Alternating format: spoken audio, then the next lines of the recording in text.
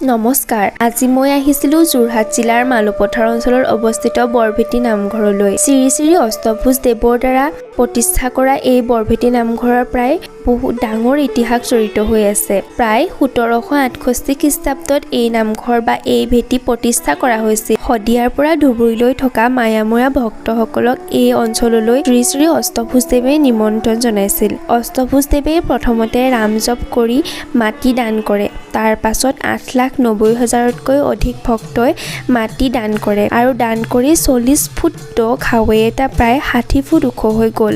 বৰভেটি নামঘৰক বৰভেটি, মহাভেটি আৰু ৰত্নগিৰি নামেৰেও জনা যায়। বৰ্তমান লোকবিশ্বাস অনুসৰি বৰভেটি নামঘৰত বা বৰভেটিত নিমখ দান কৰিলে মনৰ আশা পূৰ্ণ হয়। বৰভেটি নামঘৰৰ চাৰিওচাইটো বহুত ধুনীয়াকৈ সেউজীয়াৰে আৱৰি আছে। সেইবাবেই এই অঞ্চলটোলৈ গ'লে মনটো পজিটিভিটিৰে ভৰি যায়। আজিলৈ বাই বাই, অন্য এটা ভিডিঅ'ৰ সৈতে আকৌ লগ পাম।